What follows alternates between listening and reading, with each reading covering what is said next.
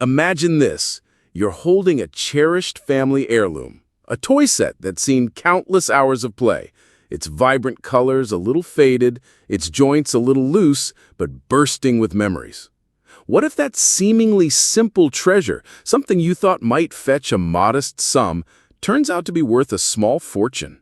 That's exactly what happened on a recent episode of the Antiques Roadshow, and trust us, it's a story that'll make you want to rummage through your own attic.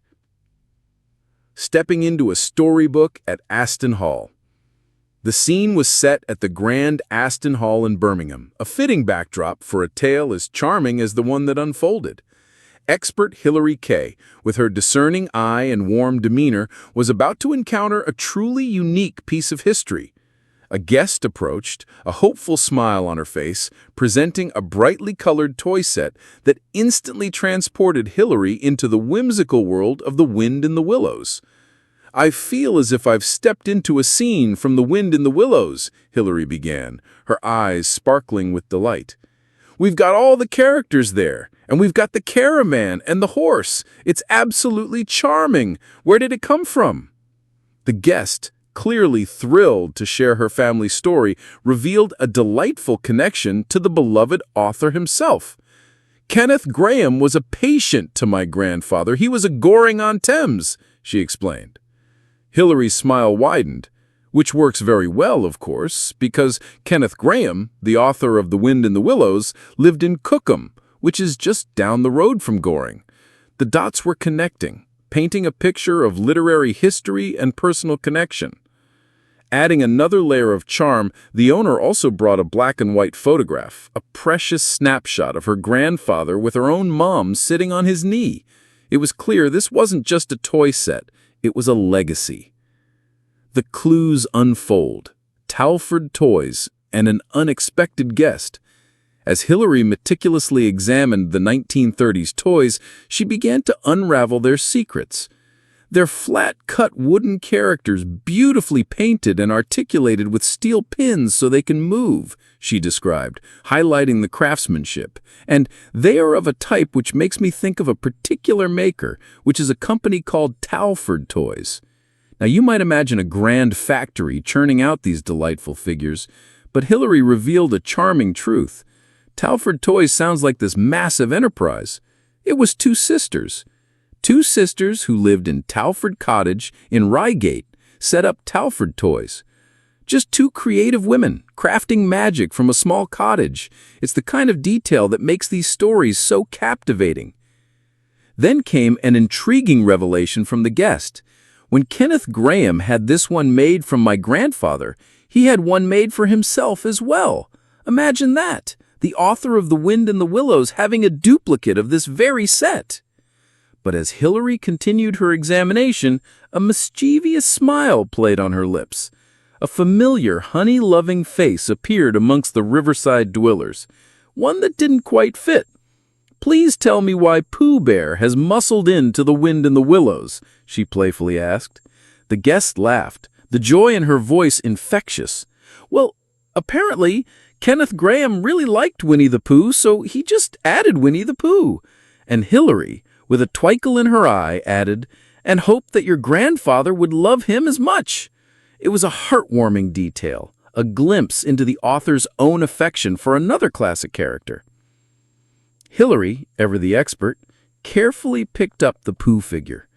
"I'm going to take my life in my hands and pick him up and hope I can put him down again," she quipped, showcasing the delicate nature of these vintage treasures. "Winnie the Pooh here, we can see he's articulated. He can move his head. He can move his little arms, his legs." The missing proof and the crucial connection. However, the story wasn't without its little twists. I've checked on all the feet, which is where the name would be written, and there is no name, so no proof of Talford Toys.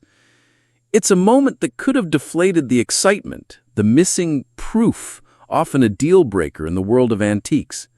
But Hilary, with her vast knowledge, quickly pivoted. "But I do know that Talford Toys made a Pooh Bear set. Of course, the characters in Pooh Bear were illustrations by Ernest Shepard, just as he was the illustrator of The Wind in the Willows, so there is a link there." Even without the definitive signature, the connection was undeniable. The artistic hand that brought both beloved worlds to life created a bridge, solidifying the toy set's provenance and historical significance.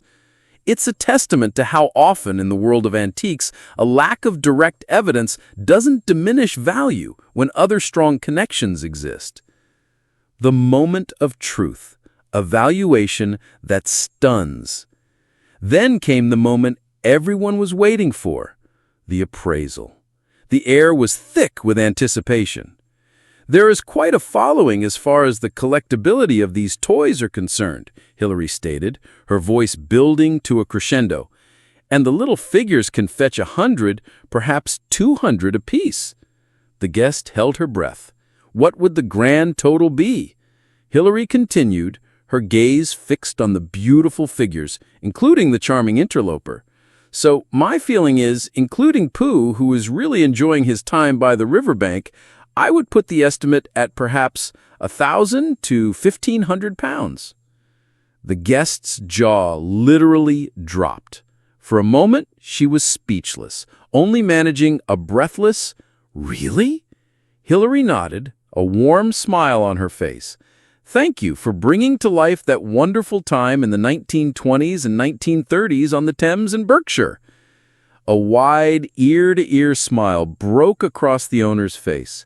How exciting! Thank you, Hillary, she practically whispered, her voice filled with disbelief and delight. From 50 pounds to a four-figure fortune, the unforgettable impact.